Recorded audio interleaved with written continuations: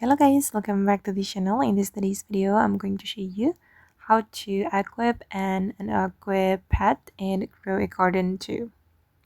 Okay, let's get into it guys. If you want to organize your pet, you can click on this bunny icon, and these are my active pets.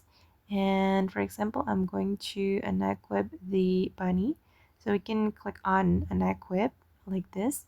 And if you want to place back your pet in your garden, you can go to the inventory, go to the pets menu, and select the pet, and then tap on the ground.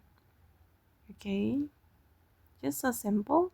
Just click on unequip to unequip it and go to the inventory if you want to make it active. Okay guys, and that's how we can unequip and equip pets and grow a garden too. I hope this video will be useful for you. Thank you so much for watching, and bye.